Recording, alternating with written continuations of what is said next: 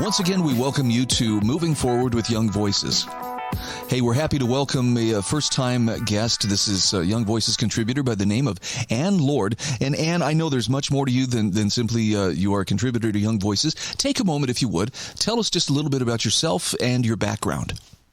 Well, thank you so much for having me on the show. I really appreciate you taking the time. My name is Ann Lorm, originally from St. Louis, Missouri. I am currently the lead for government affairs at the Vandenberg Coalition, which is a 501c3 that promotes a strong and proud U.S. foreign policy.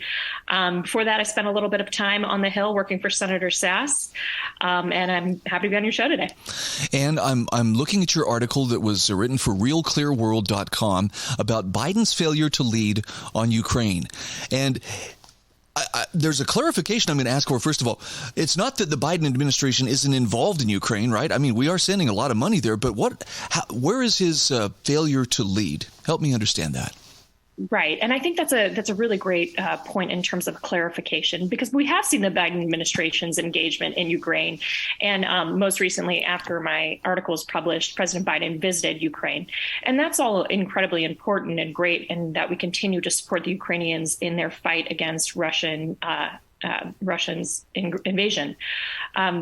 However, what we've seen in the Biden administration's decision-making process is this sort of stall. It's this continuing to just drip of, whether it be weapons or assistance to the Ukrainians, as opposed to just giving them what they need. It's been let's hurry up and think about these things a little bit more before we actually send the Ukrainians what they need to oppose the Russian troops. So you mentioned in your article that Europe specifically has really been calling upon the U.S. to exercise greater leadership. Help me understand the situation that Europe finds itself in right now in relation to Ukraine. Are these European nations looking around and going, hey, are we next? Yes, so I think that's definitely part of the concern that we're seeing from a lot of especially the Eastern European nations. Poland especially has been particularly concerned about that. And I think what's been interesting is the increased involvement of Western Europeans with a concern about energy security and all of that they're greatly seeing on the effects of the people. And part of the things that I talk about in the article is that what we're seeing from Europe isn't a level of engagement that we would necessarily want. And part of the reason is because they're looking for that leader. They're looking for the United States to step up and be the ones to push the coalition of allies and partners forward. For example, when we were having these tank discussions about whether or not Germany should release the Leopard 2s, their argumentation was kind of this crazy logic that, well, we don't want to do that because the last time we sent tanks across Europe, we were, fighting Russians in World War II, and that's not a great look. But if you're looking historically, this is a completely different matter. So what then ended up happening was that they really needed the United States to step up and say, okay, we're going to send these Abrams tanks. So what we're seeing is Europeans are truly calling upon the U.S. to lead the coalition, so that way they can turn and go back to their population and say, hey, this is something that we have all hands on. So that's what we're mainly seeing. Okay. Now, I have to ask this just because at some point it starts to look a lot like the U.S. is squaring off against Russia, albeit not directly, through aid, through supporting the Ukrainians as well as other potential coalition members. Does this get to a point where it finally is, look, okay, it is the U.S. versus Russia, or does the involvement stay somewhere less than that? That's a really kind of interesting question. And I want to dive a little bit more deeply into the nuance of that. One of the things and one of the reasons why we need to continue to support Ukraine is because we are not sending troops to Ukraine. These are Ukrainians saying, we want to continue to fight. We want to continue to protect our sovereignty. We want to continue to ensure that we're able to remain a truly democratic nation. We are, in turn, as the United States, benefiting from this particular arrangement in that the Ukrainians are willing to do all the fighting for us while similarly ensuring that one of our key adversaries in great power competition, including China, Russia, Iran, and then some of the smaller North Korea and all of that, they're ensuring that they are being weakened while we assist them. So we receive a lot of benefits with that in terms of making sure that our adversaries are not being able to bully others on the world stage and thus, potentially threatening the United States and the homeland. So I wouldn't necessarily say that it's the United States versus, Russia, that we are reaping benefits in terms of one of our adversaries being weakened as we continue to support Ukraine in their fight for independence. Is there a limit to the types of weapons that the U.S. would be willing to provide? So that's sort of an interesting question. We've seen a lot of people want to be continuing on the same sort of line. However, as I mentioned in my article, there's sort of this new call for us to be sending the Ukrainians what they need. So that would be long-range artillery, such as ATACMS, fighter aircrafts, in particular the F-16 has been something that's really important.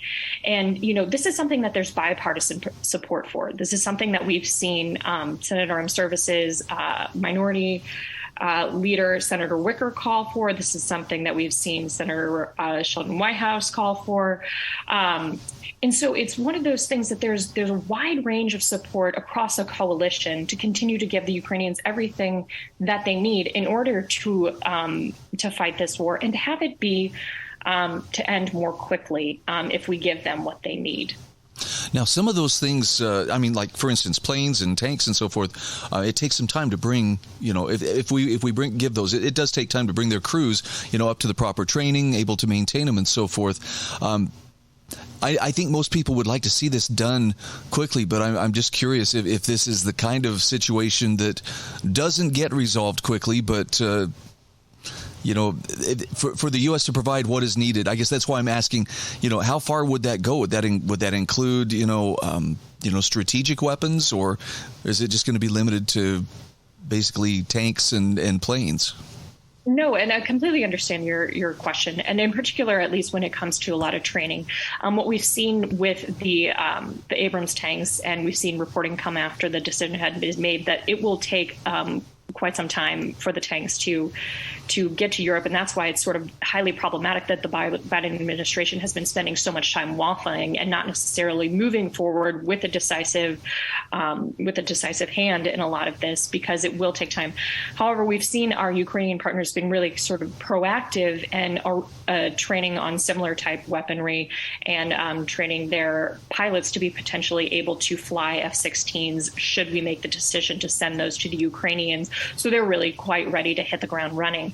But I think that just gets to the larger point of what I've been saying is that, as we continue to decide to aid the Ukrainians, we can't be stalling and making a lot of these decisions and waffling and going back and forth and, taking time to court the decisions of, well, first we're going to say, no, we're not going to send the administration saying, no, we're not going to send F-16s. But then in a couple months, our partners will continue to say, no, we really do need these and we really do appreciate. And then we'll go back and forth. And what we'll see is just time wasted.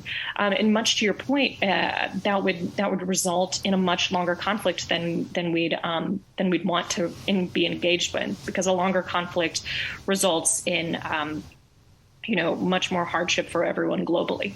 Well, yeah, and it would seem that there would be great incentive among the European nations who, again, they're looking and going, wow, I wonder if we're next. It seems like it would behoove them to really step up and take a leading role. Tell me again.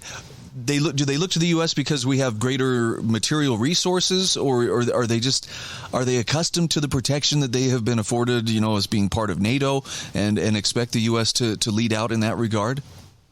I think it's a little bit of both. We are incredibly fortunate that we've been contributing more to our defense spending, though we could always be increasing that top line in order to be giving our Department of Defense what they need in terms of great power competition.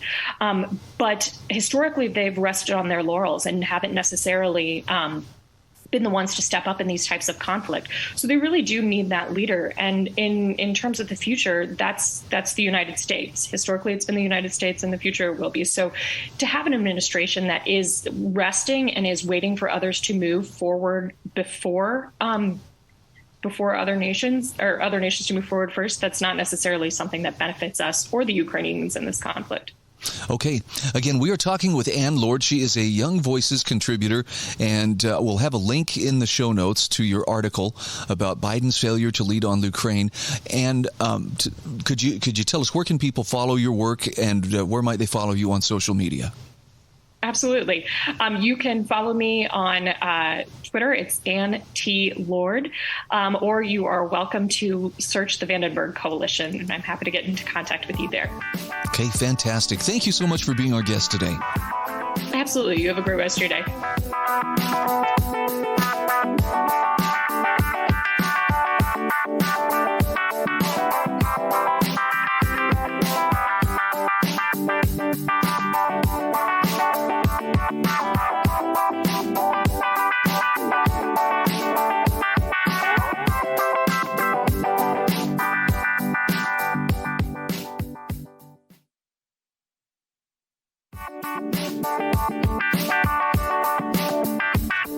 Welcome back to Moving Forward with Young Voices. Happy to welcome another new contributor today. His name is Ganon Evans. And Ganon, if you wouldn't mind, tell us a little bit about who you are and what you do. Hey, Brian. Thanks for the opportunity to come on today. My name is Ganon. I'm a policy analyst at Kansas Policy Institute. We're a think tank in the state of Kansas, and I primarily work on issues related to government spending and taxation. Well, and we've got a great issue to talk about today, that being the flat tax. And I have heard talk of the flat tax for, well, over 20 years now, I'm sure. But it seems like there's been very little movement until lately. And I was happy to see in your article written for CJ Online that not only are there states that have effectively moved forward with the flat tax, but it sounds like your home state of Kansas is looking that direction too. First of all, let's make the case. Why does the flat tax make sense? Why would states want to go toward it? Absolutely. And as you said, there's definitely a lot of excitement. The Tax Foundation has called it the flat tax revolution, where over the past year, there's been 4 or 5 states that have passed legislation to go down to a flat tax. And just because a lot of people don't know what a flat tax is, what it is states that tax income. What a flat tax is that's just one rate applied to all of the income instead of it being bracketed into different rates. Now, we're facing massive inflation right now. I mean, in Kansas, for instance, families are facing an additional cost of $718 a month, which is massive. Oh, yeah. Yeah.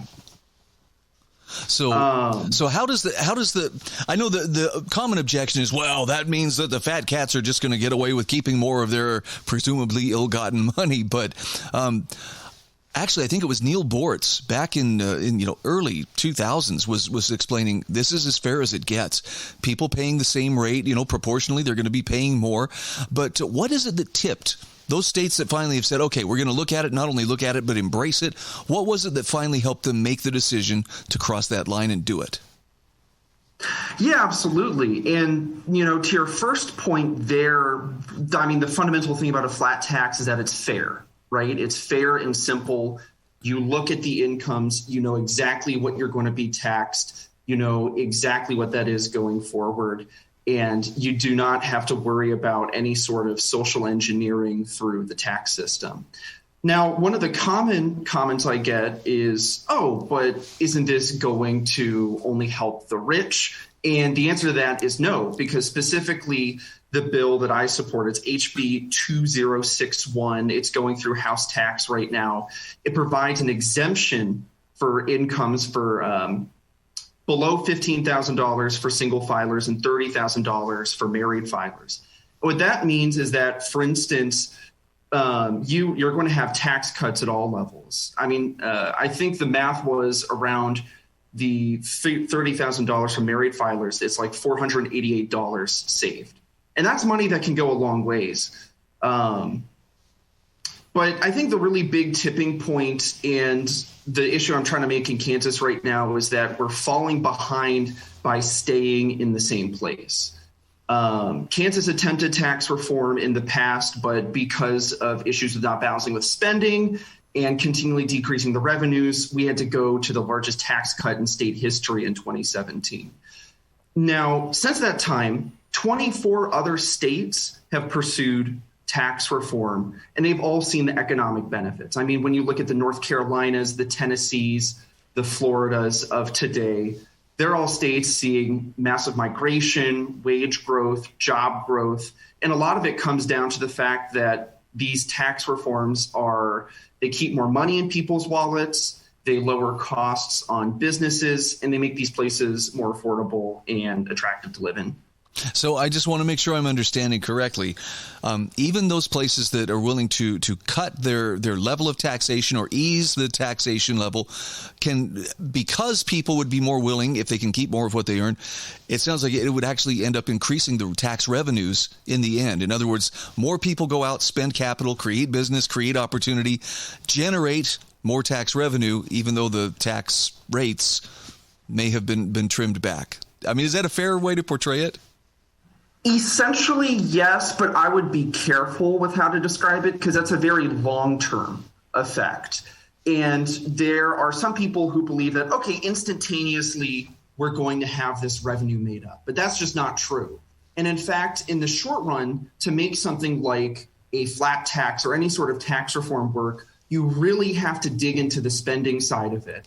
Because if you're unable to balance revenues in the short runs, the tax decrease now is just going to turn into a tax increase somewhere else in the future. And how receptive are the lawmaking bodies in those states to trimming spending? It seems like once a program's in place, everyone is loath to do anything to cut it back. In fact, I think we often hear it described as they're slashing, programs right and left when all they really did. I mean, they're still spending as much as they were. They're just not spending as much as the program would now like to have. Exactly. And, I always like to bring up the example of Mitch Daniels. He was a former governor of Indiana. He is the outgoing president of Purdue University. But Mitch Daniels' approach on it is the government budget is like a marbled slab of meat, right? There's fat everywhere, and it's more a matter of trimming the fat where it is rather than just hacking off a chunk and, trying to make it work. By that, I mean, for instance, you can really dig deep into different agencies and say, okay, is this $100,000 here really worth it? If this employee leaves our company naturally and they retire, do we need to have a replacement, or are these duties that we could find some alternative for, like, for instance, splitting the jobs amongst existing employees or automating it? Some solutions like this. Now, Mitch Daniels, his story is that at Purdue University, amidst a time that, you see the cost of education drastically increasing, Mitch Daniels has kept the cost of tuition at Purdue flat for about a decade. And it's because of this dedication to keeping the costs low and just a continual dedication to efficiency. Now, I've tried to contribute to this. For instance, we have performance-based budgeting in Kansas, which is every year there's a report release that looks at every single agency. They have to provide objectives. They have to provide spending, and you can do analysis based on whether the agencies are hitting these objectives and how much money they're getting. We identified about $815 million going to programs that had funding increase, but their outcomes decrease over time. It's areas like that that's a red flag of, okay, what are we doing inefficiently here? Why are we putting more money into this when the program is not doing what it's supposed to do and there isn't accountability? Well, it sounds like an idea whose time has come. Is there serious opposition within the legislative ranks in Kansas against this? Yeah, absolutely. I mean, one of the things, as I mentioned earlier, because of the failed 2012 tax reform, anytime tax reform is on the table, you will have the mantra of back to Brownback, Brownback being the governor that passes legislation. And we try to dispel a lot of the myths surrounding it, and just also try and be honest of, look, here's why this tax reform has failed. But if this truly was the end all, then how come 24 other states have done the same tax reform and are perfectly fine and are growing? Yeah, it's nice to be able to point to those other states as proof that, look, it can be done. Yeah. Okay. Absolutely. Well, I appreciate you weighing in on this. Again, we're talking with Ganon Evans. He's a policy analyst at Kansas Policy Institute, as well as a Young Voices contributor. Ganon, for people who wish to follow your writings, where would they go to find you? Absolutely. I post all of my writing and research on our website of kansaspolicy.org. And I also have a Twitter account I'm going to try and be more active on. It is gevans923. Okay, very good. Well, I wish you the very best, and frankly, now you've got me wishing that maybe lawmakers in my state of Idaho would take a closer look at flat tax too. Thanks Absolutely. again. Thanks, Brian.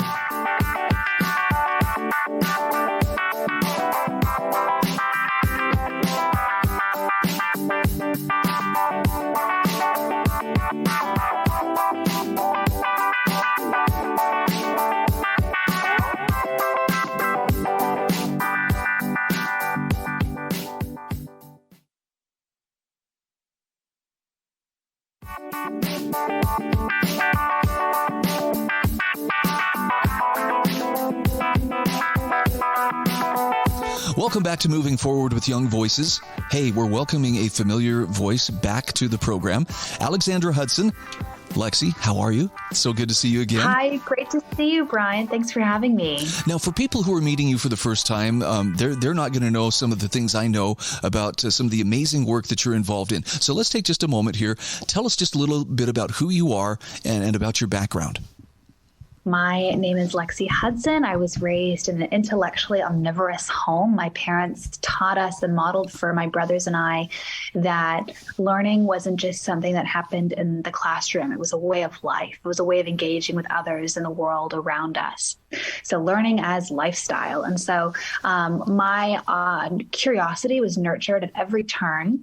And one way my father in particular, nurtured my curiosity was through storytelling. Every evening, my father would sit us down, tuck us in for bed, and we would say, "Tell us a story when you were little, Dad."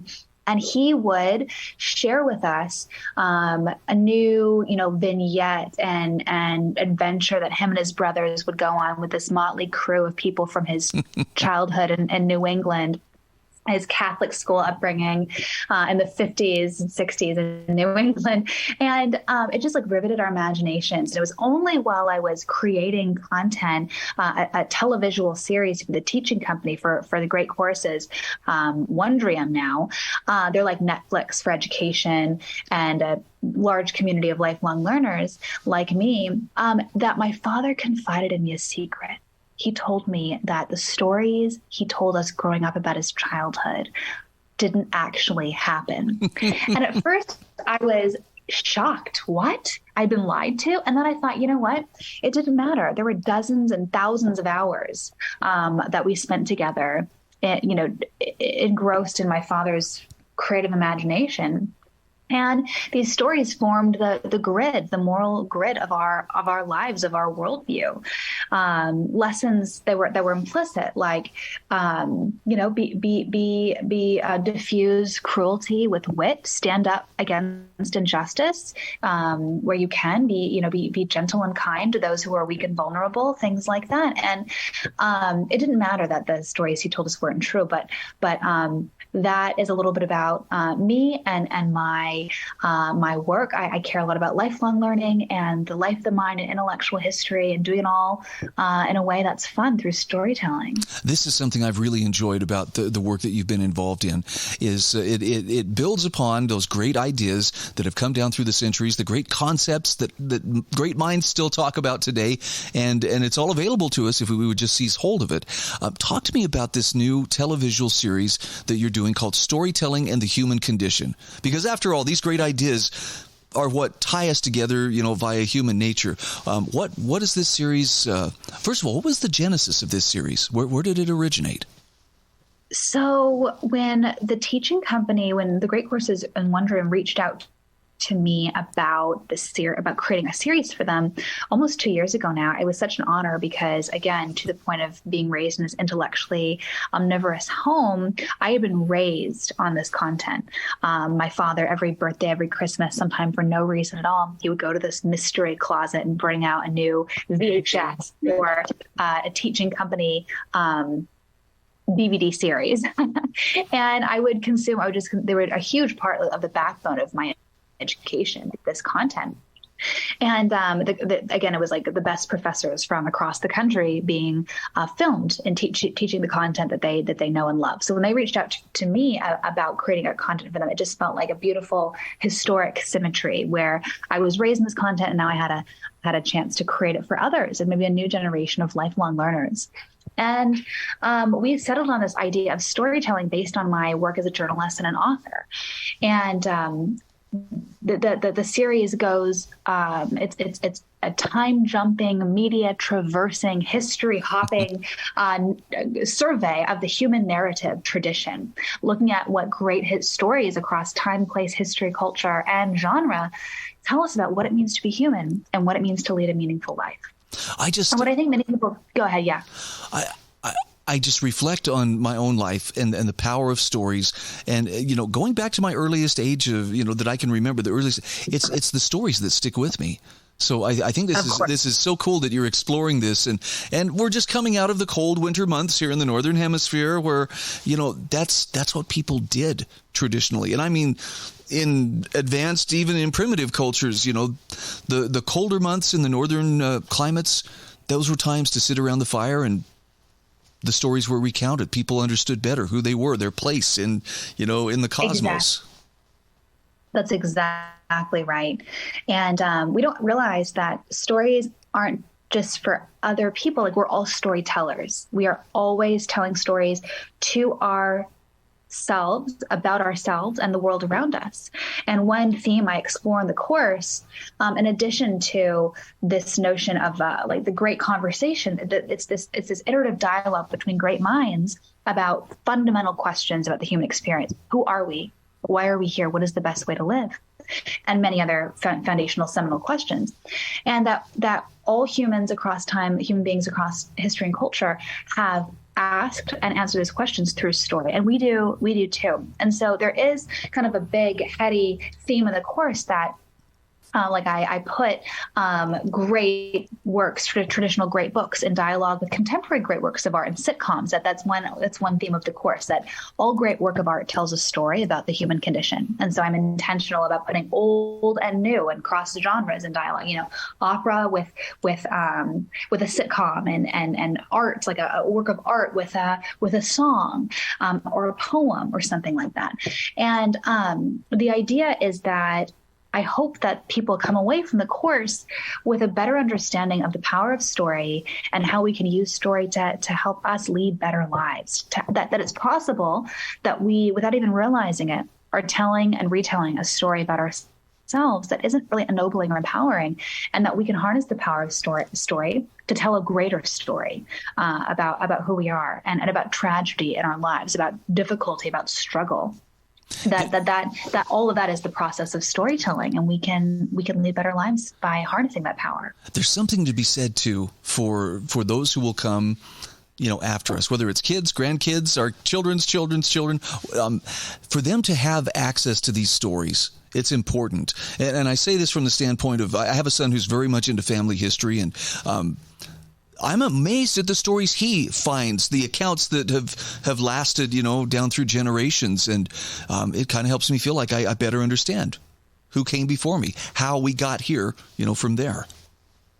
Absolutely. It was really interesting to be able to remedy new areas of knowledge gaps in my own upbringing. That's the fun thing about lifelong learning. Like, we have our formal education, but when we are done school, so many people feel like that's when our education ends, but that's really when the fun part just begins, and we get to learn for fun. And it's not just, we're not on someone else's schedule, someone else's curriculum. We can chart our own course. And so as one example, I love learning about African mythology. from the series. And I loved learning about the story of Anansi. Anansi is a figure from the mythology of the Ashanti people of Ghana. And there's this great story about how he decided to collect all the world's wisdom, and he decides to hide the world's wisdom at the top of a tree.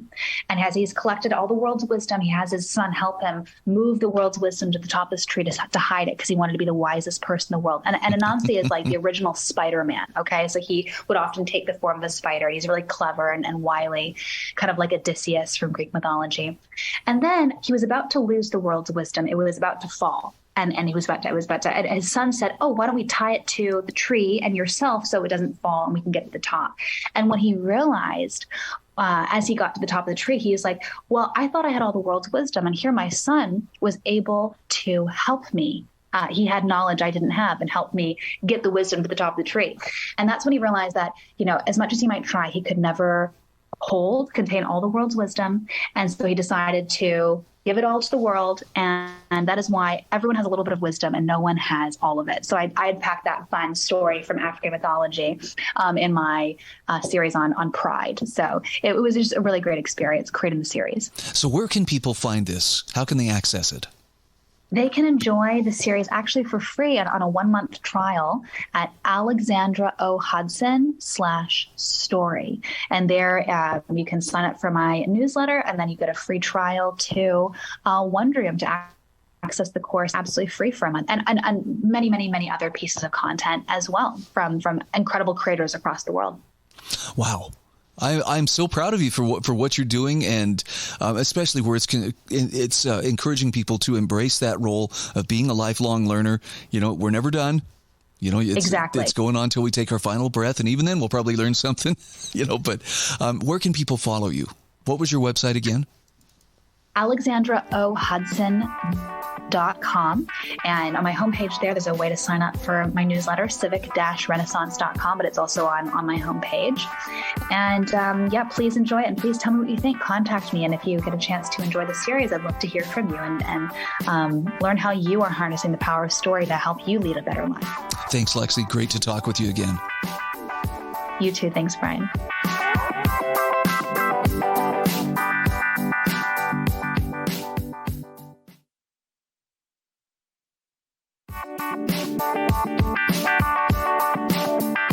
And we welcome you back. This is our fourth and final segment of Moving Forward with Young Voices today. Happy to welcome Garion Frankel back to the program. Great to see you again. For those who are hearing you for the first time, Gary, tell us a little bit about yourself. Yeah, thanks for having me back, Brian. So I am, I wear a couple different hats. I'm a regional leader for Young Voices for the South, and most of my work focuses on American political thought and education policy. And I'll be starting my PhD in education administration at Texas A&M in the fall. Excellent. Speaking of Texas A&M, looking at your opinion article for thebat.com, Texas A&M is not woke. And this gets my attention because I kind of have a perception that most universities are pretty woke. In fact, most corporations, I think, are too. But you make a pretty sound argument here that they may have been unfairly impugned by Professor Scott Yenor, who I'm also familiar with, and I respect a lot of his work. Tell me about the disagreement here. What is Professor Yenor saying, and what does he get right? What does he get wrong? Yeah, so Professor Yenor's argument, he wrote about 4 or 5 articles about Texas A&M in a variety of outlets throughout February. And the crux of his argument is that Texas A&M, which generally has a reputation of being a bit more conservative, especially for a public university, is just as woke as the University of Texas, which has a reputation of being a very left-wing campus. Most of Professor Yenor's arguments rely on internal diversity documents that don't have any enforcement power or authority, that have no effect on how classes are conducted or how students operate whatsoever.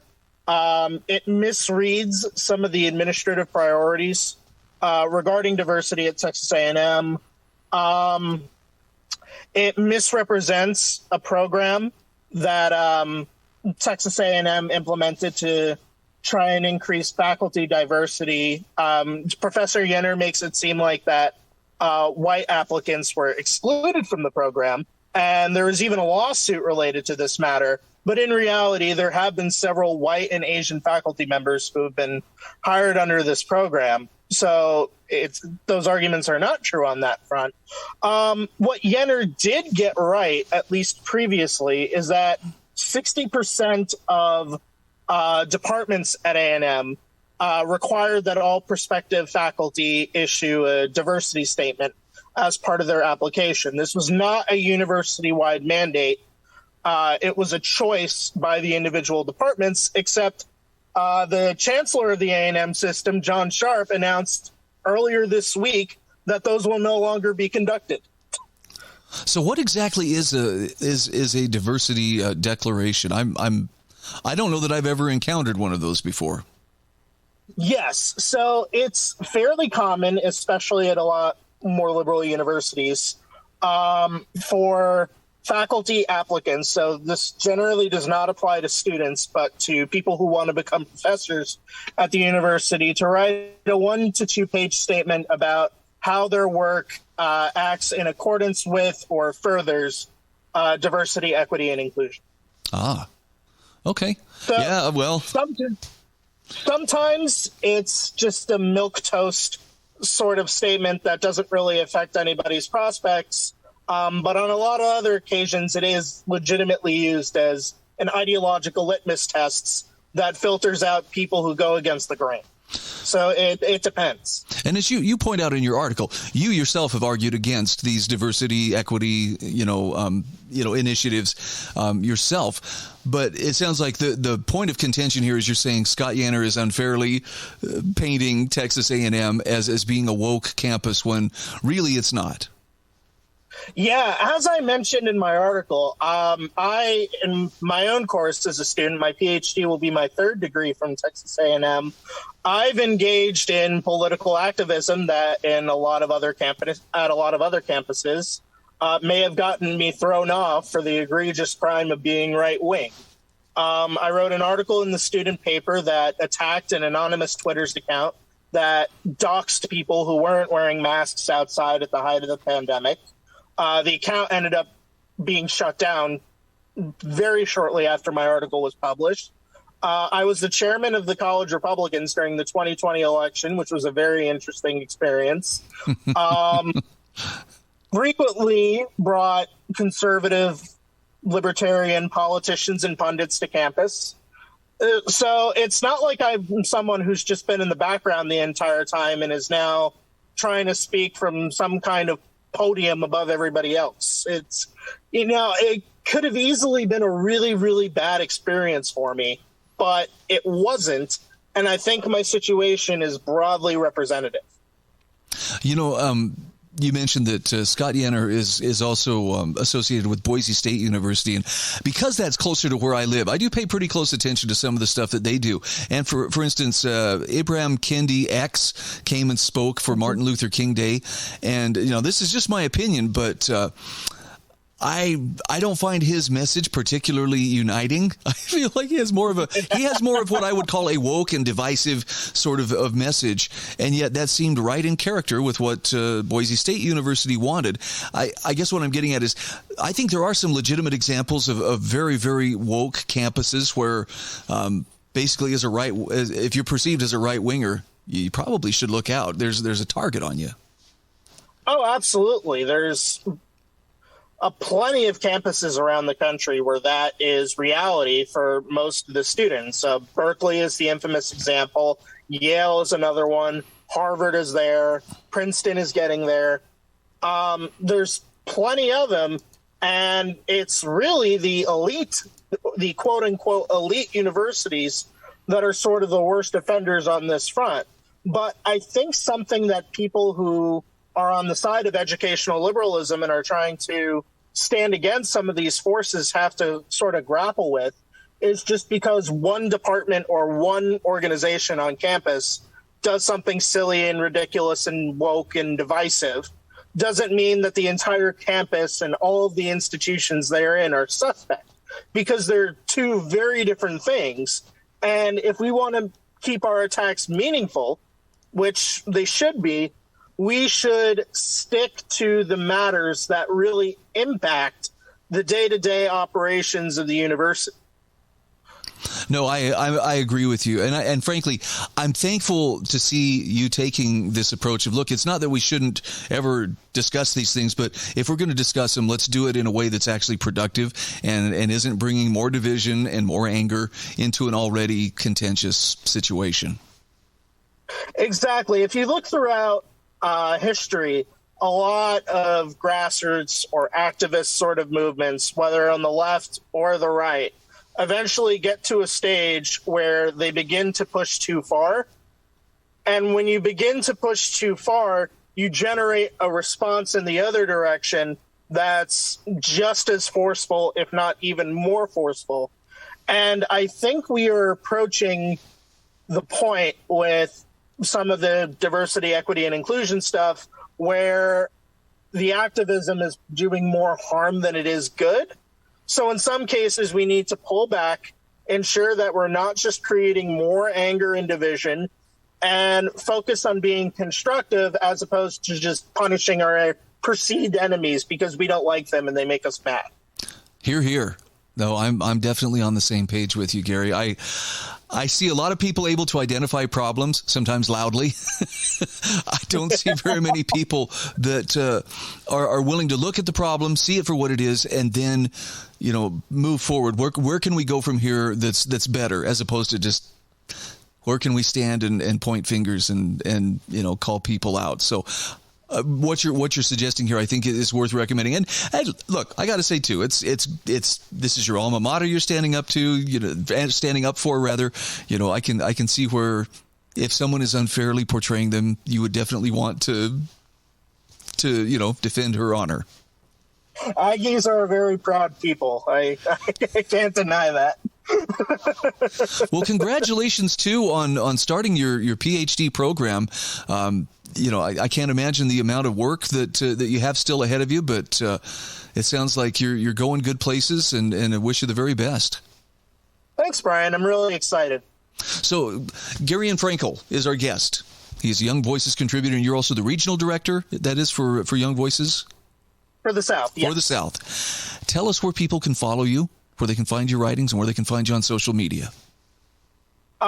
Social media, I'm most active on Twitter. Y'all can find me at FrankelGarion, and my writing appears all over the place.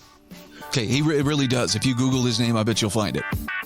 Anyway, Gary, thanks so much. Good to catch up with you again. All the best, and let's talk again soon. Sounds good. Thanks for having me, Brian.